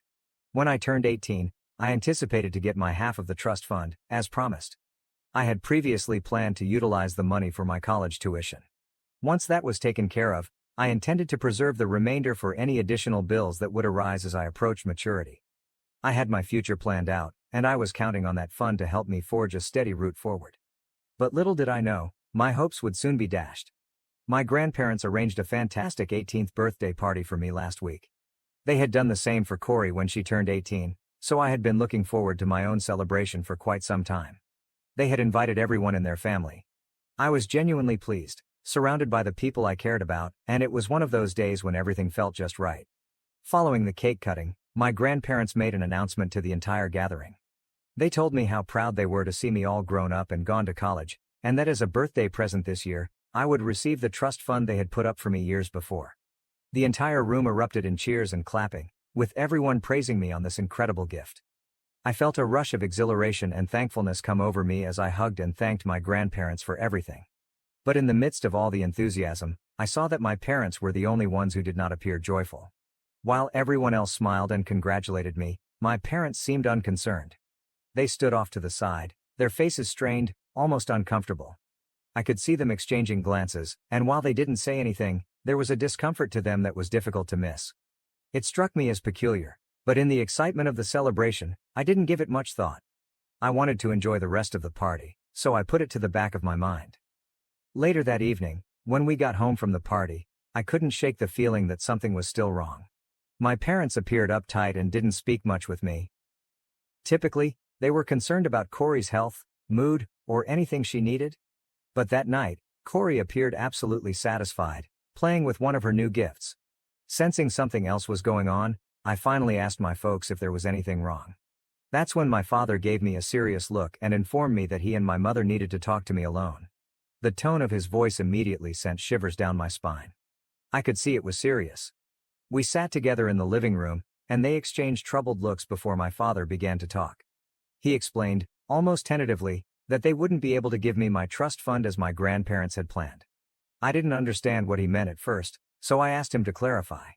My father continued, his voice full of shame and despair. He revealed that throughout the years, they had spent all of Corey's trust fund on her. When there was nothing left, they began to utilize the money from my trust fund, which they had access to. With a big sigh, he revealed that 90% of my trust fund was already gone, leaving little for me. I was taken aback as I considered what he had just stated. The money set aside for my future, for my education, was gone. He went on to say that the majority of money had been spent on my sister's shopping habit and the various treatments she required. As his words sank in, a numbness crept over me. My thoughts raced, attempting to figure out how this happened without my knowledge. They had raided my trust fund without informing me, to cover Corey's bills and habits. I questioned why they would do something like this to me. My parents began to justify themselves, their words laced with defensiveness. They informed me that caring for Corey had cost them a lot of money, but they had no choice but to do it. Her needs have always come first. My father discussed the never-ending expenses, the therapies, treatments, and, of course, the innumerable gifts she required every week to stay calm. I contended that they could have ceased buying her all of those items when they learned they were financially taxing. They did, however, highlight that for Corey, these goods were more than just luxuries. They were things that helped her manage and made her world a bit simpler to understand. And for them, every penny spent had been worthwhile. They couldn't simply refuse her. At that point, I felt a rush of rage fill up inside me. I questioned how they could justify spending nearly everything I had saved for my future without even speaking with me. Didn't I matter to them? My father tried to calm me down, stating that I needed to comprehend what they had been through. He discussed the stress they'd felt, the sacrifices they'd had to make as Corey's caregivers, and how difficult it was to satisfy her requirements week after week. My mother nodded, noting that Corey's condition necessitated continual care. And sometimes that meant spending money in ways that were unfair to me but were important for Corey. Both of them felt that because I didn't have any of Corey's ailments, I had an advantage over her, therefore I shouldn't be so greedy with the money. I felt a tear of frustration run down my cheek as I assured them that I wasn't doubting Corey's needs or their decision to prioritize her care. I loved her too. But this was about the lack of honesty, how they had gone behind my back and exploited what was meant to be my future without believing I deserved to know. I informed them that this trust money had been my only source of security, the one thing I felt I could rely on to start my life on my own, and it was now almost completely gone. Instead of addressing how upset and betrayed I felt, they began gaslighting me, turning the subject around on me. They expressed disappointment that I couldn't be more understanding, and that as Corey's sister, I should appreciate that sometimes sacrifices were necessary. They said, "We are all in this together." I was astounded that they wanted me to simply accept it all as a fool. To realize that Corey's needs had to come first, no questions asked. I questioned them why it was always Corey and not me. Did they not want me to do anything in my life? That's when my parents revealed a plan they had for my future, which revolved solely around taking on the task of caring for Corey. They explained that they never cared about my education because it isn't that important. They expected me to step up and help them with Corey's financial and emotional needs. My mother looked at me with a mix of pleading and resignation, saying, "You know, we're getting older, and it's exhausting looking after Corey. We won't be able to do this forever, so we need you to step in." She went on to say that they didn't mind if I went to a local college rather than the college of my choice. She only hoped I'd get a steady job as soon as I graduated so I could bring Corey to live with me. Then she said we could finally rest. Dad advised that I start contributing financially sooner, while still in college, by working a part-time job and sending money home to Corey. It would help Corey have some independence in her life, he told me, by letting her buy whatever it is that she wants and allowing her to maintain the lifestyle we've provided for her. I sat there, stunned, trying to figure out what my folks expected me to do. At that point, I felt completely misled and frustrated. This was not the future I envisioned for myself. It seemed as if my parents expected me to abandon my own aspirations and plans in order to easily transition into their role as Corey's caregiver, without ever asking what I desired for my own life. Finally, I roared at them, my voice quivering with years of accumulated rage and hurt. "Have you ever thought about what I want? Or am I just here to live for Corey? You never even thought to ask me what I wanted, did you? All these years, I've been expected to just give, and now you're pushing me to be Corey's caretaker so you can rest. How is any of this fair?" My voice trembled as the rage spilled out. "You're making decisions for me without even considering what it means for my life. I can't just drop everything for Corey and pretend like my dreams don't matter." All of my bottled-up anger spilled out, years of feeling forgotten, years of being told I needed to prioritize Corey, and years of watching them pander to her every whim while I was expected to quietly support from the sidelines. My folks constantly attempt to persuade me that I shouldn't be so selfish and inconsiderate. It was as if they wanted me to conform and embrace a life I had never planned for simply because they believed it was better for Corey. So, since last week, I've been completely ignoring my parents. All I feel for them is contempt. Am I the a-hole for reporting my parents for taking my trust fund and spending it on my sister? Update 1. Wow, this post has gone viral in just a few hours. Thank you for all your advice. I am currently on my way to tell my grandparents everything. Since the trust fund was created with their money, I believe it is critical that I have their support while I confront this matter. After I've explained everything to them, I plan to let my grandparents decide what we should do next. I trust their judgment and know they will have my best interests at heart as we find out how to tackle this together. I had kept my voice shut all this time because I truly believed my folks would finally come around. However, it is evident that they have not. Update 2. It has been 2 weeks since my last update, so I told my grandparents everything. They were as astonished as I was to learn that my parents had utilized my trust fund without my authorization. That same week, my grandparents came to question my parents about what had happened to my trust fund. My grandparents had worked hard to establish the fund for both me and Corey. They were deeply committed to ensuring that we have the financial resources we require for our futures. They were understandably upset when they discovered that my parents had illegally drained the money behind their backs. My parents answered by telling them the same sob story they had shared with me. They recounted, once again, how they had been obliged to spend the money on Corey's care and therapy. They urged my grandparents to explain why they did what they did, as if their rationale would somehow make it all right. But my grandfather would have none of it. He roared at them, his voice filled with fury and amazement. He told them unequivocally that they were accountable for repaying the whole trust fund, regardless of the circumstances or justifications for its use. He was visibly angry and felt betrayed by my parents' conduct. For a moment, I hoped they'd finally accept responsibility and set things right. Then, frightened, my mother came to my grandparents and began pleading with them. She indicated that caring for Corey was difficult, and that her needs were numerous and frequent. She stated that Corey's trust money was insufficient to support the increasing costs of her treatments and ongoing bills. She rationalized taking my trust fund by claiming it helped them care for Corey. And then, in an almost horrible twist of fate, my parents turned against me. They reprimanded me for telling my grandparents everything. They were upset that I had revealed their activities and forced them to face the repercussions. My dad, in particular, was furious. He told me, with a strong edge in his voice, that I should consider myself fortunate since I was born normal, unlike Corey, and that I shouldn't despise her sister so much. It was as if my entire life, my challenges and needs, didn't matter. Everything revolved around Corey. And now I was being punished for not fitting in with the role they had chosen for me. Without thinking, I looked them in the eye and told them straight out that if they didn't give me back the money I owed, I would sue them and make sure they went to jail for their actions. I reminded them that what they did was illegal, and there was no way they could justify it in court. They couldn't prove otherwise that the trust fund was intended for me and only me. My tone was calm, but my comments were plain and firm.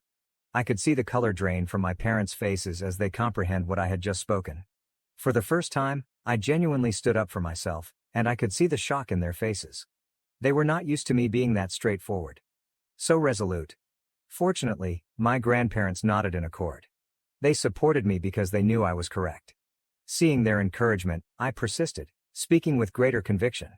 I told my parents that it didn't matter how much they spent on Corey or what they did for her. Corey was their child, and it wasn't my obligation to give up my future for her.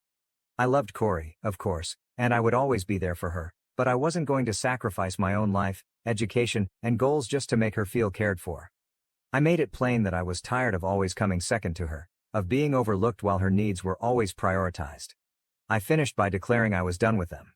I had had enough of being treated like the invisible child, who was expected to meekly accept whatever scraps were left for her. For the first time in my life, I stood up for myself, and I knew I could never take it back. My parents had pushed me to my limit, and I was not going to allow them to continue to dictate my life. My father instantly disagreed, his voice full of shock and anger, insisting that I couldn't threaten them with jail.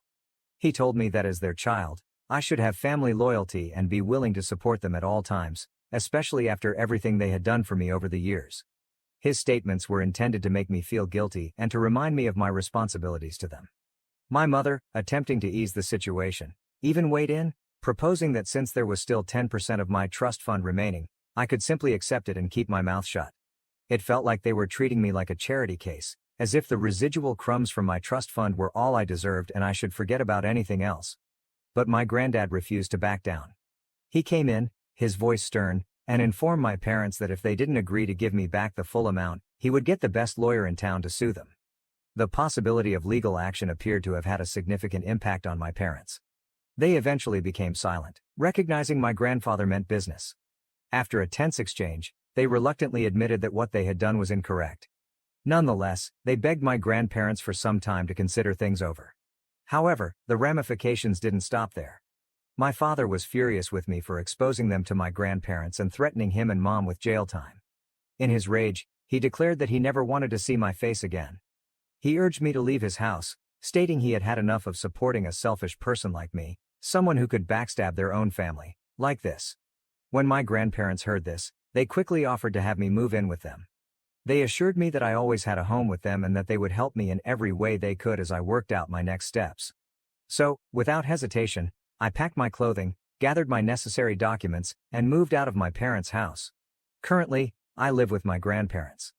I hate that my parents have just kicked me out, but I'm also relieved to be away from them. I miss Corey a lot. I'm aware that what I did has permanently damaged my relationship with my family. However, I do not regret standing up for myself. Update 3. It's been a month since I last updated. After much pressure and legal threats from my grandfather, my parents finally signed an agreement drawn out by my grandfather's lawyer. The terms were easy. Because they could not repay the entire cash they had taken from me in one lump sum, they would make installments over the next 18 months. This would give them time to pay off the loan gradually, without putting a hardship on their finances all at once. However, the agreement had a vital stipulation: if they failed to make any payment by the agreed-upon date, or if they did not follow through at all, my grandparents and I had the right to initiate urgent legal action. This clause served as a safeguard, ensuring that they couldn't avoid paying me back. My folks are still unhappy with me. They blame me for everything that has happened, and it seems like they are unable to let go of their wrath or humiliation. They still don't understand why I took the actions I did and stood up for myself in such a dramatic fashion. Despite their hatred, my grandma has assured me that none of this is my fault. She told me again today that I did what I needed to do to protect myself and my future, and that I should focus on moving forward now rather than looking back. I see Corey from time to time. She misses me, and I miss her also. She frequently inquires about me, and it is evident that she is unaware of the complete picture. But she understands enough to see that something significant occurred between us. She's noticed that I'm not as present as I once was and that my parents did something to injure me. It's horrible not to be able to help her understand how bad our parents are. Regardless, I'll always be there for her. Now to the next story 6. My stepdad abandoned me in the hospital to go on vacation. I called my dad. CPS got involved when my mom tried to make me lie. Kevin, my stepfather, disgusts me. He is one of the most annoying, controlling, and disrespectful guys I've ever met. Since he married my mother, my life has been turned upside down. My parents divorced 3 years ago. Mom and dad didn't get along and fought frequently. When they announced their divorce, I wasn't surprised. They had never been a wonderful match from the beginning. They tried to make marriage work, but there was constant conflict, particularly over home obligations. Although my mother was legally a stay-at-home parent, she did not love any of the traditional household chores that come with that role. Cooking, cleaning, and even assisting me with my homework were never her top priorities, and she made no secret of her hatred for those activities. Instead, she spent the most of her time glued to her phone, attempting to grow an online following. She fancied herself a beauty influencer, often recording or publishing something, despite her modest following count. When she wasn't on her phone, she spent a lot of her time, and a good chunk of my father's money, on shopping trips, brunches, and beauty treatments. These were her regular activities. She never really fit the stereotype of a typical mother. While most parents check their children's schoolwork and ensure that they are keeping up in school, my mother's primary focus was always herself. She was preoccupied with her looks and wanted me to always be skinny and put together, as if I were a reflection of her image rather than an individual with my own needs. Following the divorce, both of my parents were granted shared custody, and my time was divided between them. It took me some time to adjust to living in 2 different families, and just as I was becoming settled, my mother met Kevin. She was smitten from their first date. They began dating officially within days, and after only a few weeks, my mother forced me to meet with him. Suddenly, this complete stranger was everywhere, and I was expected to warmly welcome him into our lives. Now, if Kevin were a great person, I wouldn't have had any problems embracing him, but he isn't. Kevin had excessive expectations from the beginning. He expected I would gladly embrace him as my new father, despite the fact that he was a complete downgrade from my biological father. He continually meddles in my life and appears to take every opportunity to mock me. Regardless of what I do, he finds a way to criticize or control me. For example, he has 2 sons, and he becomes visibly irritated anytime he believes I'm acting too girly, as he likes to put it. He has explicitly stated that I should not wear dresses or tight skirts, as if how I dress is any of his business. He also insists that I never let my hair down and that I always wear my long hair in a bun. It does not stop there. When I have friends around, he always interrupts us, claiming he's just checking in. But it's not just a brief hello or a casual query. He barges in and hovers around, as if he doesn't trust me and my friends to be alone. It's really obtrusive and, frankly, humiliating. When I complain or urge him to leave us alone, he dismisses it, stating things like, "Girls require constant supervision," and that we should just pretend he isn't even around. It's irritating that he doesn't interfere as much with his sons or feel the need to constantly monitor their movements. When I've tried to express how much this worries me to my mother, hoping for support or at least some understanding, she just dismisses it. She claims he's just being protective, as if it excuses his actions. On top of everything, Kevin's 2 sons make my life even more difficult. They have no idea of personal space, and their personalities contradict mine in every aspect. They are also relentless when it comes to bullying me. They continuously tease, mock, and find new ways to make me feel small. And instead of intervening, my mother dismisses their behavior, stating, "That's how all siblings bond." When my mother decided to marry Kevin after only a year of dating, she expected me to simply fall in line. She made it clear that she loved Kevin and was determined to make their marriage work. She knew I had reservations and frustrations, but she was clear about what she expected from me. To give Kevin a chance without making things difficult for her. She begged me to welcome him as a member of our family. It seemed like a lot to ask, especially considering how quickly everything was occurring. But I wanted to assist her while keeping the peace, so I agreed to try. Since then, I have made a genuine attempt to accept Kevin and his sons.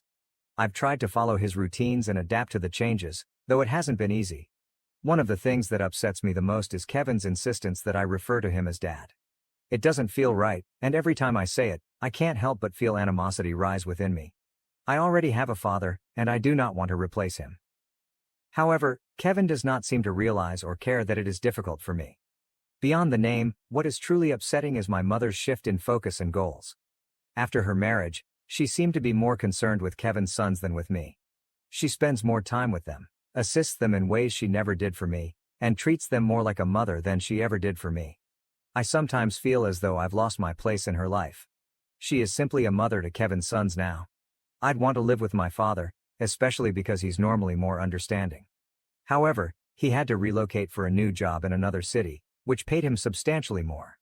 He pays me occasional visits, but I live with my mother full-time. Dad and I also communicate on the phone frequently. He is aware of some of my concerns with Kevin and his son since I have discussed them with him. He's really supportive and has even attempted to talk to my mother about the matter. I believe he sincerely wants to assist, but whenever he brings it up, my mother shuts him off. She tells him to back off and says he shouldn't meddle with her marriage.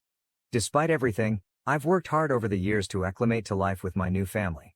I've really tried to make an effort with Kevin and his sons, believing that if I remained patient and transparent, we could develop a nice relationship. Despite my best attempts, I continue to feel invisible within my own family. This year, Kevin was suddenly promoted at work. When he got home, he excitedly declared that he'd be taking us all on a family trip. We were all excited by the news, especially since we hadn't been on a vacation together in a long time. He and Mom chose the location and reserved tickets and lodgings for all of us. Unfortunately, just a day before our trip, I was involved in a car accident with my mother. We were heading home from shopping for some clothing for our impending vacation when another automobile smashed into us from behind. It wasn't a major collision, but it was enough to throw us off course and cause some injuries. My mother was generally fine, with a few scrapes and bruises here and there, but I wasn't that fortunate. The accident caused me to break my arm and suffer a concussion. The ambulance arrived, and I was quickly brought to the hospital. When Kevin initially learned of our accident, he rushed to the hospital, appearing concerned. At first, I assumed he was really concerned for my and my mother's well-being, and that he had come to see us. But then he kept bringing up the trip, agonizing about whether we'd still be able to travel and worried that the money he'd invested would be wasted. The physicians eventually advised us that, due to my concussion, I would need to spend a few days in the hospital for observation. They wanted to make sure I was okay before allowing me to return home, but travel was obviously out of the question for me. Kevin glanced at me, irritated, as if I was to blame for getting into the accident and wasting his money. My mother half-heartedly offered to remain with me while I was in the hospital. It gave me hope that she would choose to help me during such a tough moment. Kevin, on the other hand, was quick to respond, stating that because our plane tickets had already been purchased, we were already losing money by not going. He argued that my mother should not waste even more money by staying behind. He then turned to me and said that at my age, I should be able to stay in the hospital alone for a few days. He mentioned how safe the hospital was, with physicians and nurses available 24 hours a day, 7 days a week, hinting that I had nothing to worry about. Kevin then insisted that once I was discharged, he would arrange for a babysitter to stay with me at home. I argued with Kevin that I didn't want to be alone in the hospital or have a babysitter look after me at home. I urged my mother to stay with me instead. At first, my mother tried to defend me, telling Kevin that it wasn't proper to leave me alone in the hospital. She knew it was wrong. Kevin, however, continued to push back. He insisted that my mother's presence was unneeded and that her staying would mean sitting by my side doing nothing meaningful all day. He made it appear as if her presence was pointless, entirely neglecting the emotional support she could truly offer. Kevin prioritized avoiding spending his vacation money over anything else. It was evident that he didn't consider me to be his biological child, thus he didn't care how I felt or what had happened to me. I pleaded that at 15 years old, I shouldn't be left alone in the hospital. I was terrified and in agony, and the prospect of going through this without any family members around was overwhelming. I proposed a solution, stating that Mom could contact my father to come and stay with me while she and Kevin went on their trip. Sure, it would take him some time to get here because he lived in another city, but I was confident he'd come right away if he realized I was in the hospital. I figured this would allow them to continue their vacation while keeping me company. But Kevin rejected the notion almost immediately. He ignored my concerns, calling me foolish for making such a huge deal about small injuries. He dismissed my notion of calling my father, arguing that it would just make him worry more. Kevin felt there was no need to interrupt anybody else's plans over something as minor as a concussion and a fractured arm, which he believed would mend well with a few days of hospital rest. In the end, Kevin's pressure was effective. I stared at my mother, hoping she would hold her ground and insist on staying with me. But, as usual, she caved to Kevin. Instead of battling for what I needed, she decided to go. She only stayed with me for one night, which provided some consolation. I clung to the hope that, after seeing how vulnerable I was, she would realize I needed her presence. But the next day, Kevin arrived at the hospital to bring her up, anxious to embark on the vacation as planned, without regard for how I was doing. I felt abandoned and deceived when my mother left me alone in the hospital. After only one day alone, I couldn't stop crying. One of the nurses saw me crying. When she realized I didn't have anyone nearby to check on me, she offered to phone my mother. I told her it was all right, that they would probably not respond, but she insisted. So I gave her my father's number instead. I partly expected my father to chastise me or, like Kevin, tell me that I was exaggerating and that being alone in the hospital was no big issue. But when my father answered the phone and the nurse told him about my position, he was immediately alarmed. He sounded more concerned than I had heard Dad in a long time and inquired whether my mother had truly gone on the vacation without me. I described everything, including how Kevin insisted on leaving me behind because he didn't want the trip money to go to waste, and how my mother eventually consented. My father was outraged. As I told him everything, he became silent. But I could sense his rage simmering. He then told me that my mother had just indicated that we had been in a little fender bender, downplaying the entire incident. She hadn't mentioned my fractured arm, concussion, or the fact that she and Kevin had left me alone in the hospital. According to what she told him, there was nothing to worry about, therefore he didn't feel the need to contact me.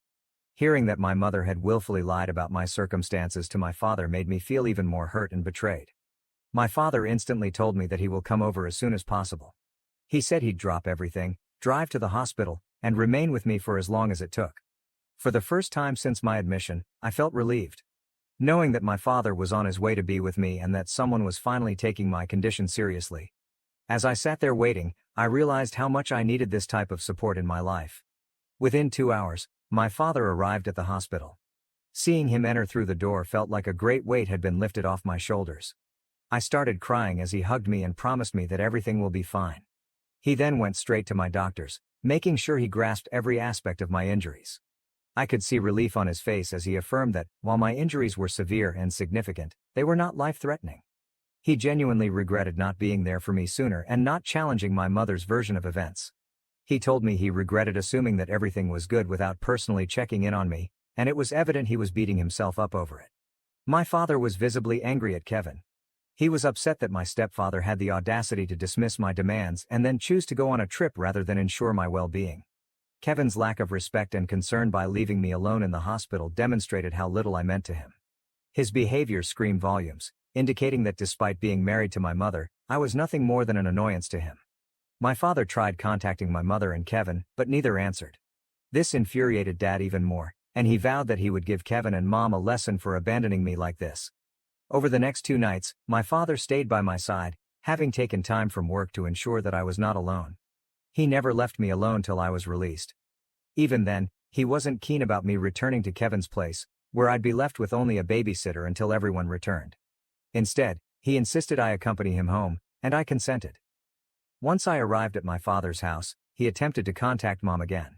She claimed to have missed his previous calls since she was having so much fun with Kevin and his sons. Hearing this inflamed his rage even more, and he did not hold back. He forcefully told her that her actions were unacceptable, that abandoning me in the hospital was a major act of neglect, and that he intended to take legal action to hold her and Kevin responsible. He even mentioned taking her to court if necessary, which implies she could lose custody of me. He made it apparent that he was ready to report her and Kevin for their activities. Since then, My phone has been constantly vibrating with calls and texts from both Kevin and my mother. Instead of accepting their actions or apologizing, they've been sending messages accusing me of ruining their vacation by informing my father about my position. Kevin has even gone so far as to claim that all I had to do was keep my mouth shut and silently remain in the hospital without causing a scene. They said everything would have been okay if I had just complied. I was made to feel bad about throwing my mom and stepdad under the bus.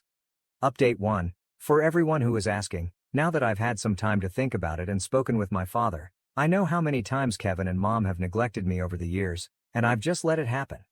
I remained silent, thinking things would change, but they never did. It's difficult to accept, yet I let myself be pushed aside for their convenience. Now, thinking back, I can't believe I put up with it for so long. For example, Kevin frequently strained my relationship with my father. He would continually make disparaging comments about him, calling him a deadbeat or a loser in comparison to him. Kevin believed my father was not a good spouse to my mother, and as a result, he felt he had the right to criticize him whenever he wanted. Mom never asked him to stop. When I experienced problems at home or tried to talk to my mother about them, Kevin always rejected my concerns. He would tell me that I was exaggerating things or that I was overly sensitive because I was a girl. He often said that this was why he was so fortunate to have only boys. Kevin consistently demonstrated preference for his sons, even in minor everyday exchanges. He was always willing to help them with their bills. But if I asked my mother for anything, Kevin would probe me with endless questions. He often accused me of buying useless items and wasting money, even though it wasn't his money. It was my father's money, therefore I should have had the freedom to spend it any way I chose. Despite living in the same house, we never had quality time together as a family. Kevin and mom would frequently make plans with his sons and exclude me, claiming they didn't want to bother me or wanted to spend quality time together without me.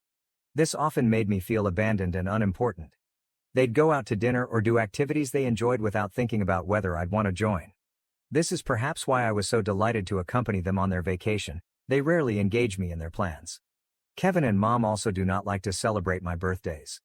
They usually tell me that since Kevin's sons don't make a big fuss about their birthdays, I shouldn't expect much either. It's as if they assume I don't deserve particular attention simply because it's not their style. When it comes to gifts, I constantly wind up with stuff I don't like or utilize, as if they didn't think about what I genuinely appreciate. Whenever I was failing in school, Kevin would say stuff like, "You're just lazy, that's your problem, and why do you even bother with that stuff?" Instead of asking what was wrong or providing assistance, he complained about how it inconvenienced him. Mom, on the other hand, would remain mute, offering no words of comfort or support despite knowing how badly it affected me. Update 2. So, my father did report mom and Kevin to CPS. He didn't make this decision lightly, but he felt it was vital to ensure that what had occurred was not forgotten. He couldn't just sit back and let them treat me that way, abandoning me in the hospital with no second thought. When Kevin and my mother came home, they were called by CPS. They had to answer numerous questions about the situation, their behavior, and their decision to leave me. I'm sure it was a wake-up call for them, one they probably didn't expect. But the authorities agreed with my father. Leaving me behind in the hospital, especially after being injured, was unacceptable. They admitted that I had been ignored in a way that jeopardized my well-being. Later, my mother called me. She wasn't happy, and her tone indicated that she was furious with me. She told me that by involving CPS, I had gotten both her and Kevin in a lot of trouble. She seemed to be blaming me for what had happened, although I knew I had done nothing wrong. She cautioned me that CPS would be contacting me next to hear my side of the story. My mother then forcefully pressured me to lie to the authorities, warning me that if I didn't, I'd be taken away from her and she'd lose custody. I disagreed with her, telling her that I wasn't comfortable lying to the authorities and that she should have considered the repercussions of her actions before abandoning me at the hospital that day. Mom then tried to guilt-trip me, telling me that she had given me years of her life and that I needed to prove my loyalty to her this time. She made it sound like I was betraying her by being open with the authorities, as if I was to blame for everything that transpired. But what really struck me was her statement that lying would protect Kevin and his sons. She emphasized how the CPS investigation could generate complications for Kevin, particularly with his ex-wife. She warned that Kevin's ex might find out and use this as leverage to make Kevin pay for it. I just shook my head, realizing that my mother was more worried with Kevin's reputation and her own than with what I had gone through. She never inquired about my health or recovery. Meanwhile, she begged me to lie and protect her family. I couldn't stand her selfishness any longer. I kept my position and told her unequivocally that I didn't care how this affected her or Kevin. I would not lie to the authorities. I informed her that I would tell them everything that happened and that I would not be covering up anything for anyone. If this meant she and Kevin were in trouble, then so be it. They were the adults here. They were the ones who made mistakes, so I was not going to shield them from the consequences of their actions. My mother raged at me, calling me names, but I refused to give in. Update 3. It has been about 2 weeks since my previous update. I spoke to the authorities and told them the truth. For the time being, I plan to stay with my father. My father has been looking at schools so I can live with him permanently. I must admit that living with him feels good. Mom has continued to try to guilt-trip me, but there is nothing further she can do at this time. She has received a warning from CPS. Mom had clearly abandoned her obligation to me, and this could not be overlooked. CPS has urged my mother to make significant adjustments, including required parenting classes and counseling, to address her neglect issues and her connection with me. Kevin was also questioned since he had demonstrated a lack of respect and concern for me, particularly following the hospital episode. CPS made it plain that they would closely watch the issue if and when I came over to stay with them. They warned that any more negligence or cruelty would result in more severe punishment. 4 months later, I can't believe it's been nearly 4 months since I lived with Dad. I feel like I'm finally in a place where I don't have to walk on eggshells or question my worth. Living with Dad has been a tremendous relief. He is encouraging, listens to me, and, most importantly, respects my space and decisions. It's been a full 180 degrees from what I was dealing with previously. I feel heard here. I can tell him about my day, my troubles, my dreams, and he actually cares. I've been able to devote more time to my studies and mental health, and I believe I'm finally returning to my true self. I've also made some wonderful new friends at school, and I truly like spending time with them. In fact, last month, for the first time in a long time, I was able to celebrate my birthday properly. I invited all of my friends over, and we ate pizza while watching corny romantic movies. It was the kind of birthday I'd always wanted but never got while living with my mother and Kevin. Mom's situation remains complex. She's been attempting to contact me more regularly recently, even texting me about how sorry she is and how much she misses me. Part of me feels bad for staying away, but then I recall everything that led me to this point. I made it apparent to her that I am still not ready to return. And, while she attempts to reach out, I have set boundaries for myself. Her acts were detrimental, and she must accept full responsibility for them. As for Kevin, he has neither apologized or taken responsibility for his conduct. Honestly, I am not surprised. He has never demonstrated genuine concern for me or my well-being. I will never forget how he treated me, especially in the hospital. I don't care whether he ever changes. I'm not waiting to find out. I've learned to rely on myself and those that genuinely care for me. And that's it.